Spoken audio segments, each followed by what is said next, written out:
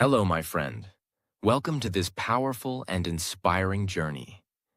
Today, I'm going to tell you a real story, not a fiction, not a movie, but a story of how one man, one idea, and one family built the biggest car company in the world. Yes, I'm talking about Toyota. But this is not just a business story.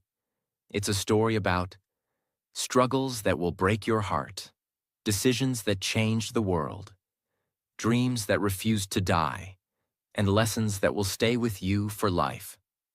In this story, you will learn how to build something from zero, how to survive failure, war, betrayal, and poverty, how to think like a leader, and how to stay humble when you reach the top.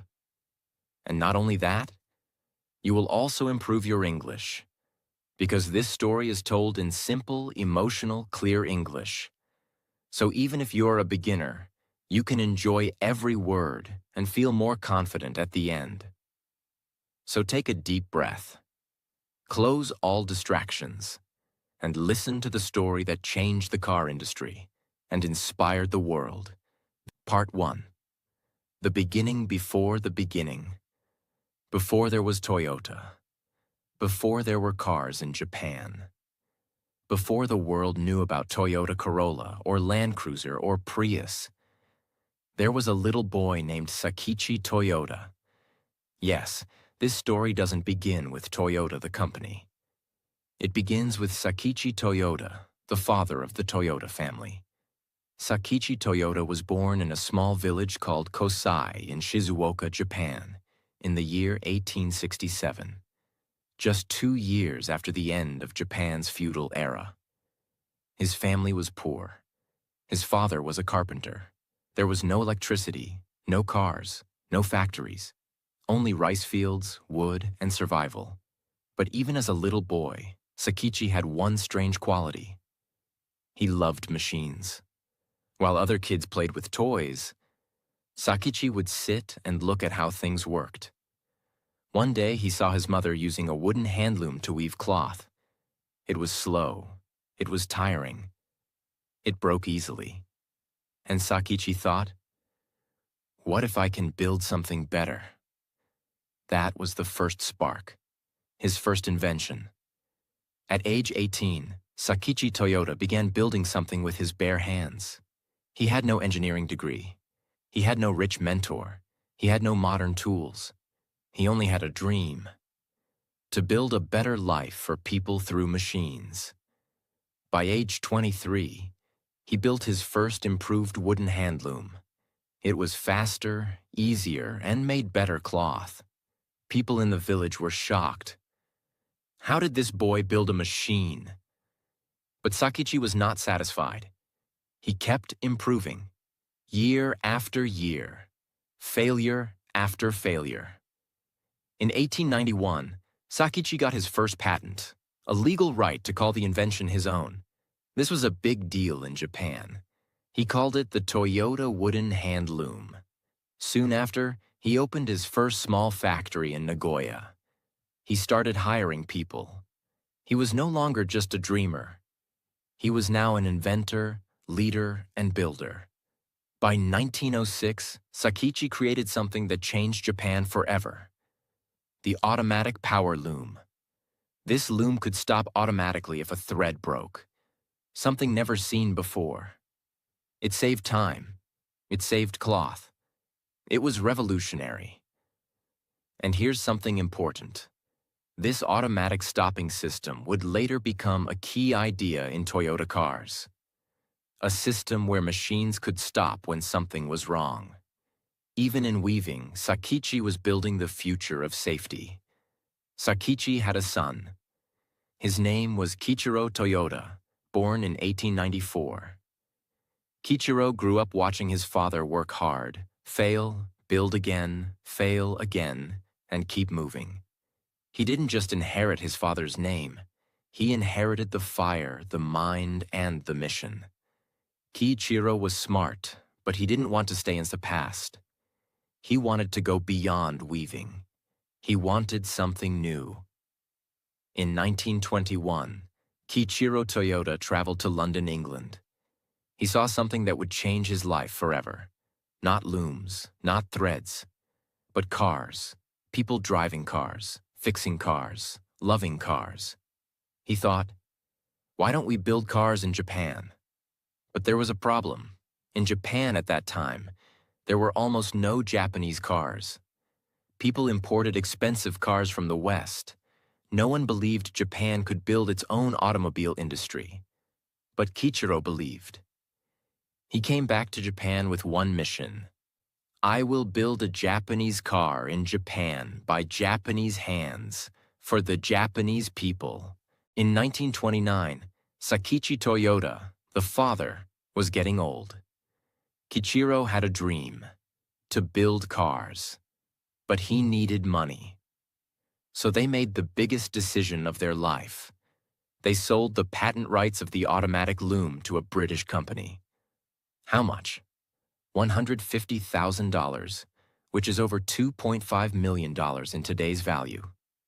This money was not used to grow the loom business. It was not used for luxury. It was used for one crazy idea. Let's build a car company in Japan. From scratch. Inside Toyota Automatic Loom Works, a new department was created, the Automobile Division. It was just a small room with a small team and a big dream. Nobody believed in them. People laughed. People said, Japan will never compete with Ford or GM. But Kiichiro didn't care. He said, if we don't start now, we'll always be behind. After 2 years of trial and error, failure and learning, in 1935, they completed their first car, the Toyota A1, with a truck version called G1. It wasn't perfect, it wasn't beautiful, but it was Japanese, self-built, real. It didn't look modern, it didn't have luxury, it didn't have the shine of American cars. But it had something more important. A Japanese soul, built by Japanese minds, using Japanese tools for Japanese roads. And Kiichiro Toyota knew this was just the beginning. But they still didn't have a real car company. They were still just a small department inside a textile company. That had to change. In August 1937, Kiichiro Toyota officially separated the car-making department from the loom company. He founded a new company, Toyota Motor Company Limited. But wait, did you notice something strange? Their family name was Toyota. So why was the company called Toyota? There were two big reasons. 1. In Japanese script, Toyota uses 8 strokes. And 8 is considered a lucky number in Japanese culture. It means growth, success, and prosperity. 2. Toyota was easier to pronounce and write in other languages. Kiichiro wanted the company to feel modern, international, and clean. And so, with a simple change of a letter, a brand was born. Toyota. Let's be honest. Starting a car company in 1937 Japan was almost impossible. Japan had no experience in automobile engineering. They had to import car parts from foreign countries. People were poor. Few could afford a car. They had no customer base and no trust. People still believed American cars were better. Most people thought Toyota would fail within a year. But Kiichiro Toyota had something more powerful than confidence. He had conviction. He believed. We don't need to be the best right now. We just need to begin. So, they hired local talent. They trained workers who had never seen a car engine before. They built tools by hand. They used trial and error every single day. And slowly, brick by brick, engine by engine, the company began to breathe. Kiichiro Toyota now made a huge decision. He would build Toyota's first dedicated automobile factory in Koromo, Aichi Prefecture. This was more than just a building. It was a symbol of belief. a belief that Japan could stand on its own wheels. This plant would later become the Toyota headquarters in the city, now renamed Toyota City in honor of the company. Now here's something game-changing. To survive and compete, Toyota needed a way to build cars without wasting time, money, or space.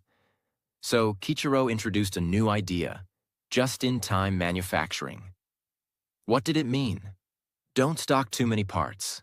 Only make or bring what you need, when you need it. This reduces waste, saves money, and increases speed. This system would later become the Toyota Production System, copied by companies around the world. It's not just about cars. It's about efficiency, discipline, and respect for time. But just when Toyota was learning to walk, the world started to fall apart. In 1939, World War II began. By 1941, Japan entered the war. Everything changed. Toyota was forced to stop making cars for people. They had to start making military trucks and vehicles for war. Resources were low. Rubber and metal were hard to find. Bombings and destruction were everywhere. And yet, Toyota kept going.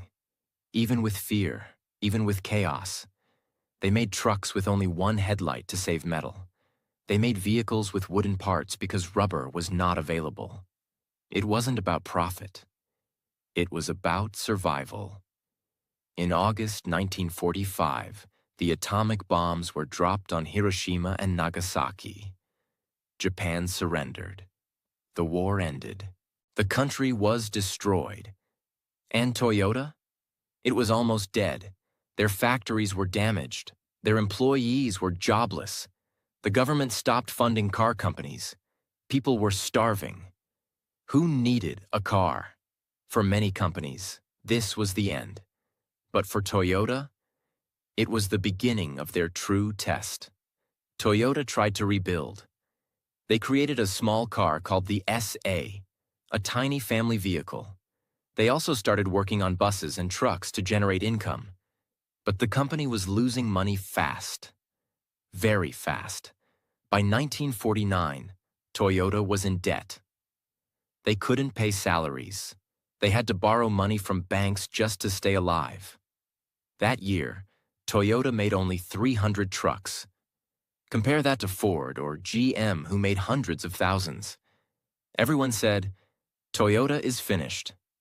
They had a dream, but it's over. And then, this was the darkest moment in Toyota's history. In early 1950, the company was forced to make a painful decision.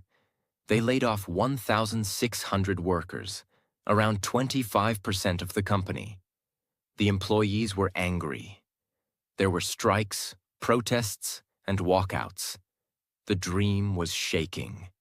And Kichiro Toyota, the founder, the dreamer, he blamed himself. He felt he had failed his father's legacy. He felt he had failed his team. He said, if my decisions cause pain to my people, I must step down. And so he did. In June 1950, Kichiro Toyota resigned as president of Toyota. Just months later, he died. Of a stroke. He was only 57 years old. He never got to see what his dream would become. But his dream was not dead. This is where real legends are born, not in victory, but in failure, pain, and loss. Toyota was broken. Its founder was gone. Japan was in ruins. But something was still alive inside that company. A belief that we don't stop here. Part 2. The comeback nobody believed in. After Kichiro Toyota's death, Toyota was like a ship without a captain. There was no clear leadership. Morale was low. People didn't know if they'd have jobs next month. The Japanese economy was still crushed from the war. But there was one thing still alive. The name Toyota still meant something.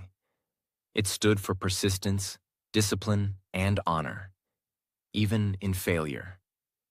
And slowly, a few people inside the company refused to let it die. One of those people was Eiji Toyoda, the cousin of Kiichiro Toyoda. Who was Eiji Toyoda? Eiji Toyoda wasn't loud. He wasn't famous. But he was smart, strategic, and obsessed with improvement. He joined Toyota in the early 1930s and had worked closely with Kiichiro. Now he took on the impossible mission: bring Toyota back to life, no matter what. But how? The company had no money. They couldn't compete with American cars.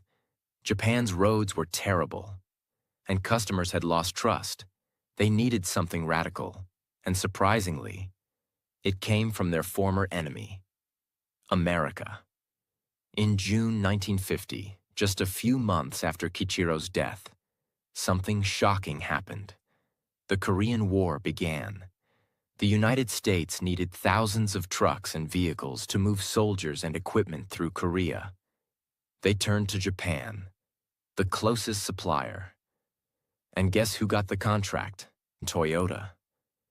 Suddenly, this dying company had a lifeline. They were asked to supply over 5,000 military trucks for the U.S. Army. This contract brought millions of dollars in cash flow, and more importantly, it gave Toyota a chance to restart. Imagine that. A war destroyed them, and now, a war was saving them. Toyota quickly designed and built robust military trucks, with strong frames, off-road tires, and simple mechanics. No luxury, just reliability. The U.S. military loved the trucks. They were tough, durable, and easy to fix. This moment gave Toyota cash, experience, and respect. And inside the company, something was changing. Eiji Toyoda realized, if we want to compete with Ford or GM, we can't just copy them. We have to build something better. And to do that, he had to study the best. So he did something bold. 1950. Eiji Toyoda visits Ford Motor Company in the U.S. Eiji Toyoda visited the Ford factory in Detroit, Michigan, the headquarters of the global car empire. At that time, Ford was producing 8,000 cars per day. Toyota was making less than 100 cars per month. But Eiji didn't feel small. He felt curious. He walked through the Ford assembly lines, took notes, observed systems, and thought, how can we do this? With less money, fewer people, and better quality. He came back to Japan with a simple idea that would change history. Eiji Toyoda and engineer Taiichi Ono sat down and said, let's build a system that eliminates waste. Let's build cars that don't break. Let's make production smart, not just fast. And together, they created the world-famous Toyota Production System, TPS. It had two main principles. 1. Just in time, don't keep huge stock. Get what you need, when you need it, in the exact quantity. This saved space, money, and time. 2. Jidoka, automation with a human touch. If a machine finds a problem, it stops automatically. This meant no defects moved forward in the process. Every worker had the power to stop the production line if they saw a mistake. In most companies, workers were told, keep going. At Toyota, they were told, stop it, fix it, then move. This system made Toyota faster, smarter, and better than anyone else, without needing billions of dollars. After rebuilding the factory, after redesigning the process, after learning from failure, Toyota released its first true passenger car in 1955, Toyota Crown. This was a bold move. Until now, Toyota had mostly made trucks, buses, and simple vehicles. The Crown was different, comfortable, smooth engine, designed for Japanese roads, and most importantly, fully made in Japan. The Crown was a symbol of pride. For the first time, middle-class Japanese families could own a car that felt reliable, modern, and proud. Toyota made another huge move. They decided to enter the US market. Think about that. A small Japanese company trying to sell cars in America, the land of Ford, GM, and huge highways. People laughed. They said, "No one will buy a Japanese car in America." But Toyota didn't listen. In 1957, they opened their first American headquarters in Hollywood, California, and exported the Toyota Crown to the US. But there was a problem. The Toyota Crown failed badly in the US. Why? It was too slow for American highways. It overheated quickly. It didn't fit American tastes. Mechanics didn't know how to repair it. Sales were terrible. But Toyota didn't quit. Instead of giving up, they said, "Let's listen. Let's learn. Let's improve." And that mindset would soon transform everything. Back home, something amazing was happening. Japan's economy was recovering. More people had jobs. Roads were improving. Families wanted affordable cars. Toyota focused on low-cost, high-quality vehicles, and sales exploded. By 1962, Toyota had made its 1 millionth vehicle. That's right. From almost bankruptcy in 1950 to 1 million vehicles by 1962. This was the power of Kaizen, the Japanese word for continuous improvement. Toyota was still not a major global company. They had no popular cars in America. People still said Japanese cars are small, slow, and weak. And that's when Toyota decided, we need to build a car for the whole world. A car that is affordable, reliable, and unstoppable. And so, they began to design a legend. Eiji Toyota and his team sat down and asked one question. What kind of car does the average family need? Not a sports car, not a luxury car, not a military truck, but a car that could carry a small family, was cheap to maintain, used less fuel, could survive for decades, was easy to repair anywhere in the world, and so began the creation of a car that would change the future. Birth of the Toyota Corolla. The name Corolla comes from Latin. It means small crown, a little brother to the Toyota Crown. But what Corolla achieved was nothing small. It was compact, fuel-efficient, inexpensive, easy to drive, easy to fix, and built with incredible precision. In October 1966, the first-generation Toyota Corolla was released in Japan, and the world didn't know yet that this car would become the best-selling car in history. Toyota had learned from their past failure. They made the Corolla stronger, faster, and more suited for American roads. And in 1968, they launched it in the US. But this time, people didn't laugh.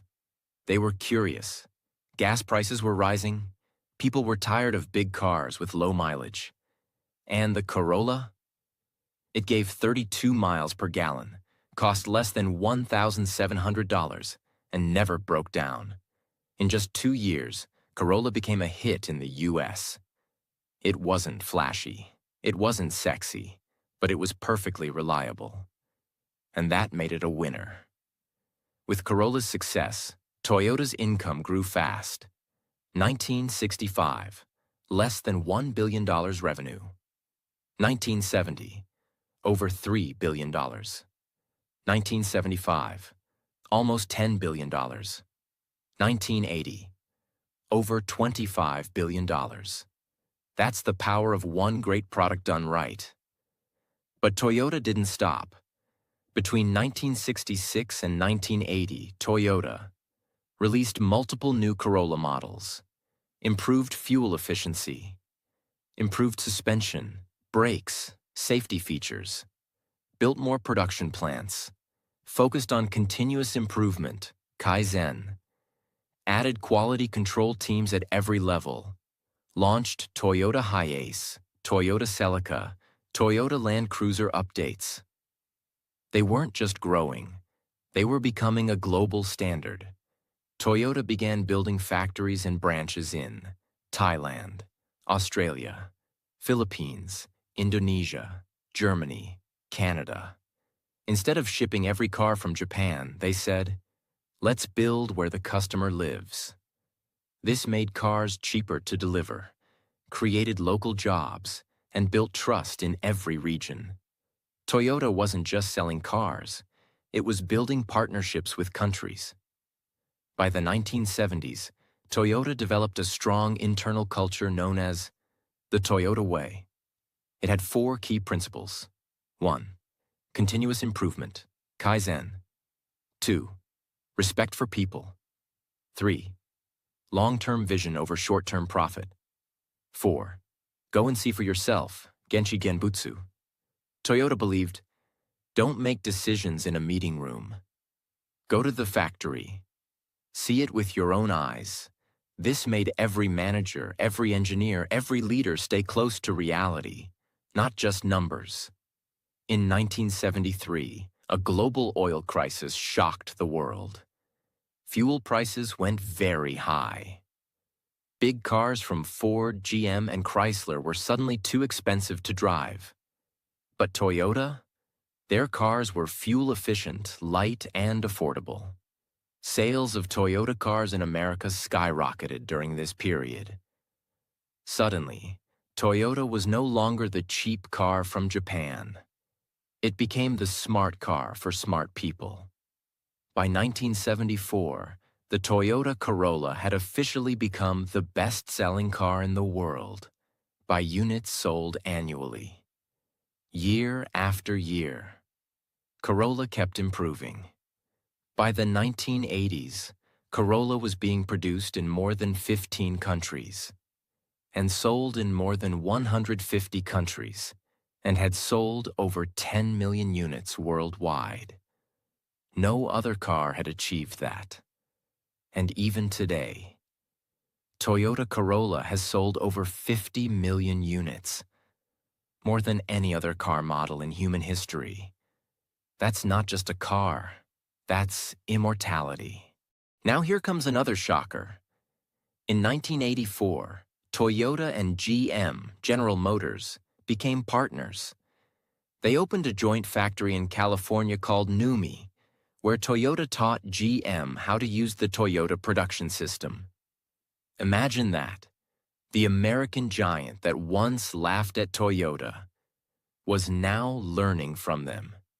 This partnership helped Toyota localize its operations, understand the U.S. market better, and hire American workers to build Japanese cars on American soil. It was a brilliant move.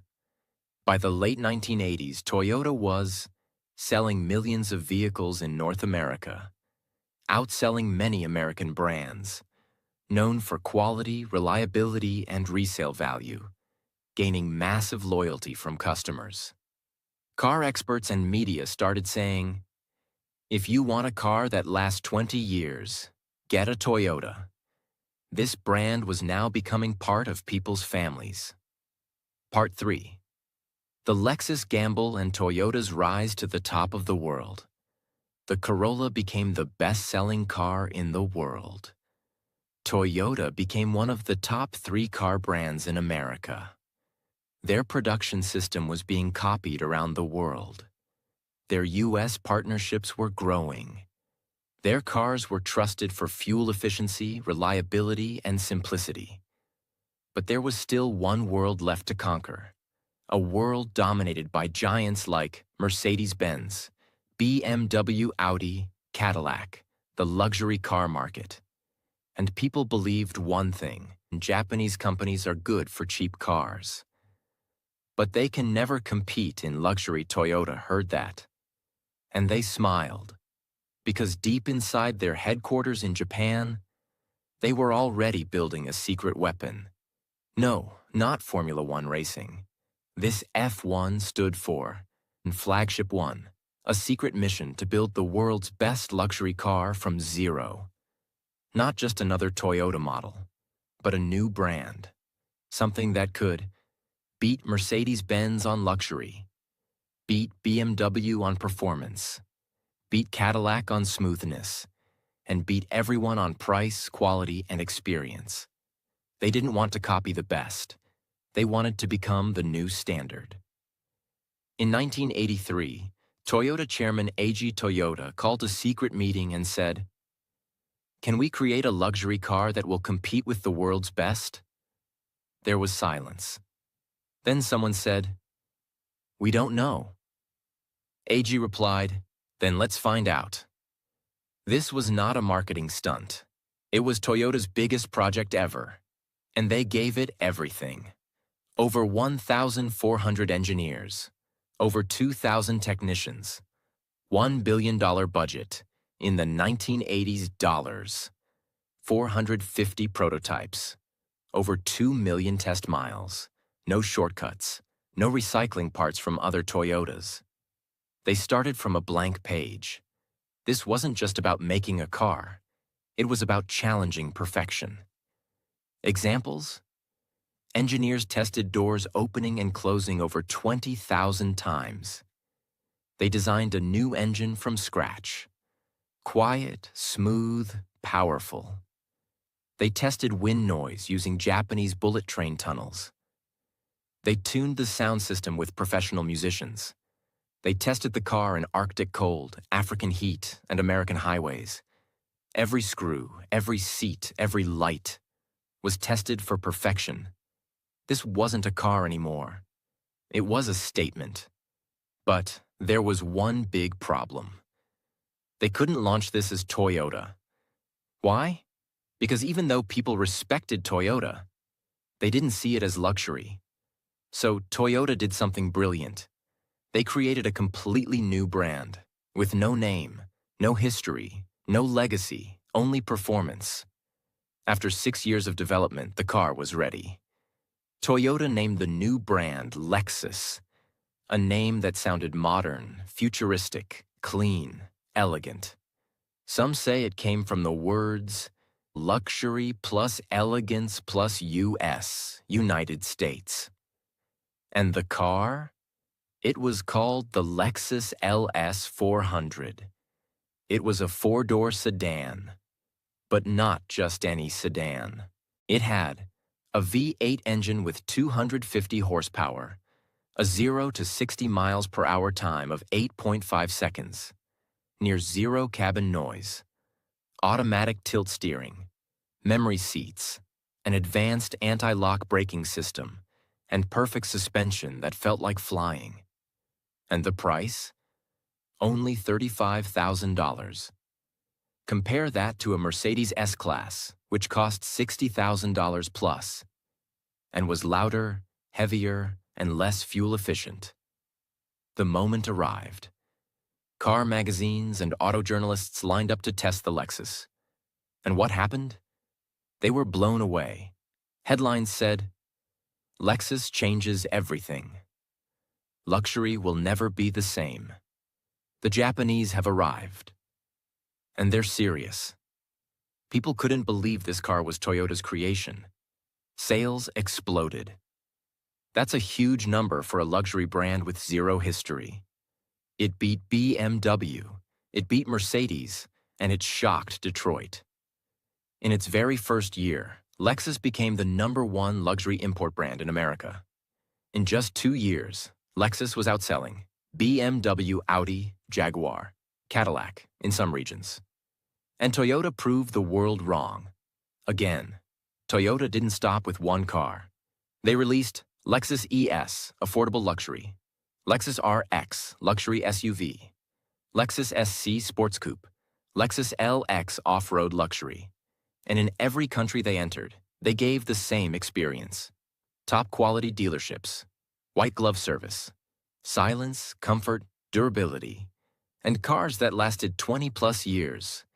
People were now saying, why buy a Mercedes when I can get a better Lexus for less? Throughout the 1990s, Lexus won Car of the Year awards. Lexus topped reliability rankings, J.D. Power Consumer Reports. Lexus became a status symbol even in Hollywood. Lexus dominated North America, Australia, and Asia. Celebrities, politicians, athletes all started driving Lexuses. Toyota had done it. They had built a luxury empire without sacrificing their values: simplicity, reliability, respect for the customer, long-term thinking. By the end of the 1990s, Toyota's total annual revenue crossed $100 billion. They were selling over 5 million vehicles per year. Lexus was leading the luxury category in the US. Toyota had factories in over 27 countries. They were exporting to 170-plus countries. They weren't just a car company now. Toyota was a global movement. For most companies, this would be the finish line. But for Toyota, this was the starting point of a new race. Because in the 1990s, a new crisis was growing. The world was getting worried. Climate change was becoming real. Air pollution was rising in big cities. Fossil fuels were getting expensive. The world was using too much oil. Scientists warned, the planet cannot survive if we keep burning gas forever. And Toyota saw the signs. They asked themselves, if we are the world's biggest car company, shouldn't we also be the most responsible? In 1993, Toyota began working on a radical idea: a car that would use less gasoline, emit less pollution, be affordable, and still work like a normal car, not a solar car, not a science experiment, but a car that everyday people could drive and save the planet without even thinking about it. Toyota's engineers created a new type of engine system: hybrid. What is a hybrid car? It's a car that has 1. A gasoline engine. 2. An electric motor. 3. A battery that stores energy. 4. A smart computer system that switches between the two. How does it work? When you drive slowly or stop in traffic, the electric motor works. When you need power or speed, the gasoline engine starts. When you brake, the car captures energy and stores it in the battery, called regenerative braking. The car decides when to switch, so you don't need to do anything. Result? Less gas used, fewer emissions, lower fuel bills, a smoother, quieter ride. It was genius. But it was also risky. No one had ever done this before. When Toyota announced it was building a hybrid car, critics laughed. It's too complicated. It will be too expensive. People won't understand it. Nobody wants electric cars. You're a car company, not an energy company. But Toyota ignored the noise. They remembered the same thing was said about the Corolla, the Camry, the Lexus LS 400. And yet, all of those became global icons, so they went ahead. And in 1997, the word Prius means to go before in Latin, and it truly did go before everything. The Toyota Prius was launched first in Japan, and it was a game changer. Fuel efficiency, over 50 miles per gallon. Emissions, almost zero in city driving. Cost, around $20,000, affordable for families. Design, simple, aerodynamic, modern. Interior, quiet, smooth, and futuristic.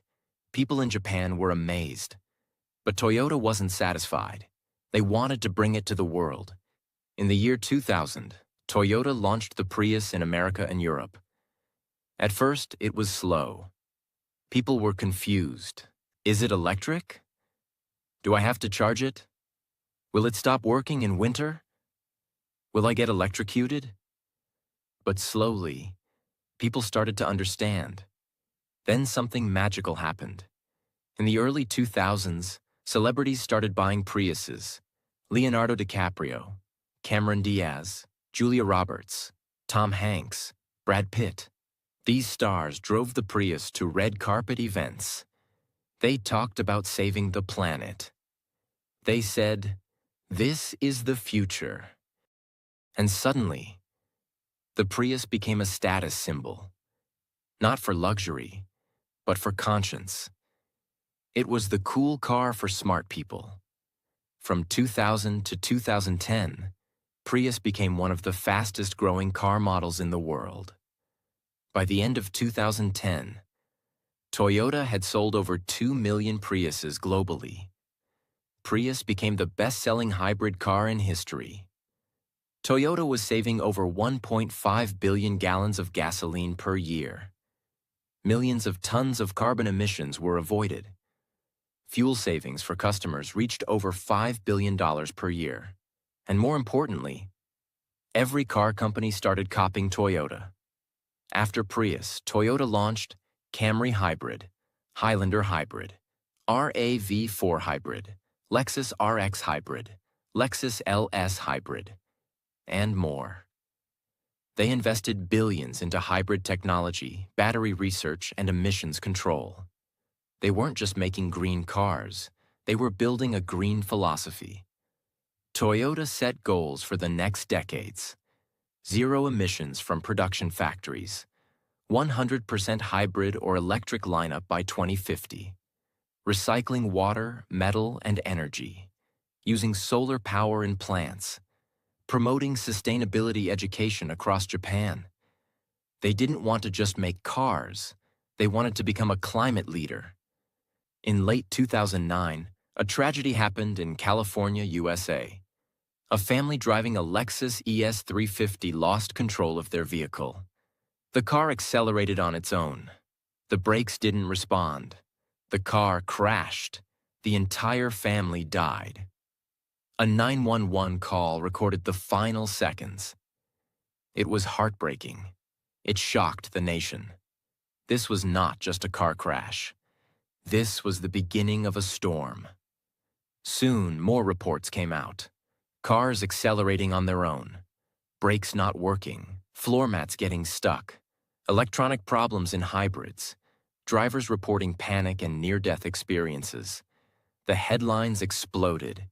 Is Toyota killing people? World's #1 car maker in big trouble. Recall crisis. Can Toyota be trusted? In less than 60 days, Toyota's brand went from perfect to questioned. People were scared. Governments got involved. Investigations began, and Toyota was silent. But not because they were hiding.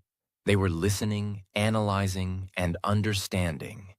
Between 2009 and 2010, Toyota recalled over 9 million vehicles across the globe, spent more than $2 billion fixing affected cars, lost over $30 billion in stock value, faced over 300 lawsuits, was investigated by the U.S. Congress, was fined $1.2 billion by the U.S. Department of Justice. It was the biggest recall in automotive history. Toyota's clean image was cracked. Amid the chaos, one man stepped onto the world stage. Akio Toyoda, the grandson of Kiichiro Toyota, the original founder. He had become president in 2009, just before the storm. He was soft-spoken, humble, and not media-trained. But he was honest, and he did something most CEOs wouldn't do. On February 24, 2010, Akio Toyoda appeared before the U.S. Congress. Live cameras, angry politicians, victims' families in the room. The world was watching. And Akio Toyoda said, "I am deeply sorry for any accident Toyota drivers have experienced. I take full responsibility. I am the grandson of the founder. Toyota has always put the customer first. But in our push for growth, we lost that focus. We are deeply sorry." His voice cracked. His eyes filled with tears. He bowed. It was not a performance. It was pain, real, human, heartbreaking. And in that moment, people saw the soul of Toyota, a company that wasn't hiding, but one that had the courage to apologize in front of the entire world. After the apology, Toyota didn't hide behind lawyers. They went back to work. They created new quality control teams, hired thousands of independent testers, built real-time alert systems inside cars, invested over $5 billion in safety innovation, launched a global training program to reconnect engineers with the Toyota way, slowed down their growth to rebuild their soul. While other companies used scandals to cut corners, Toyota used it to rebuild their identity. By 2012, Toyota had regained public trust. Their new cars were safer, smarter, more responsive, more thoroughly tested, and they introduced even more innovations. Toyota Safety Sense, auto brake, lane assist, radar. Hydrogen-powered cars like the Toyota Mirai. Electric car development programs. New global platform, TNGA, Toyota New Global Architecture. Their hybrid sales crossed 10 million units. Their Prius became the world's symbol of sustainability. Their revenue climbed back to over $275 billion per year. They were back, not as heroes, but as humans who fell and stood up with grace. Toyota's not stopping. They are now investing in solid-state batteries, charge in 10 minutes, fully electric cars across all brands, self-driving technology, robots for the elderly, flying cars, concept, smart cities. In 2021, Toyota began building a prototype city in Japan called Woven City, where cars, homes, and life are powered by clean energy and AI. This is not science fiction. This is Toyota's next vision, a future where mobility is for everyone. A world where cars don't just move people, but improve their lives. Let this story stay in your heart, because it's not just about business. It's about becoming better, no matter how good you already are. Here's what Toyota teaches us. 1. You can start from nothing. From a poor boy building wooden looms, to a global company worth hundreds of billions. Never say, I don't have enough. Say, what can I build with what I have? 2. Innovate quietly. Let results be loud. Toyota didn't fight competition with words. They built Corolla, Camry, Lexus, Prius. Let your work be your voice. 3. Apologize, fix, improve. When you make a mistake, don't hide. Accept it. Apologize. Then rebuild with double the heart. 4. Think 50 years ahead. While others chase fast profits, Toyota builds for the next generation. What you build today will speak for you after you're gone. 5. Slow is smooth. Smooth is fast. Toyota takes time, but they don't stop. You don't have to move fast. You just have to move forward, without stopping. Today, Toyota by the numbers. Over 370,000 employees. Operating in over 170 countries. Annual revenue, over $275 billion. Over 12 million cars sold per year. World's #1 automaker, by many rankings. Over 20 million hybrid vehicles sold. Over 50 million Toyota Corollas sold. And a legacy of honor, excellence, and humility. This was not just a company story. This was a human story.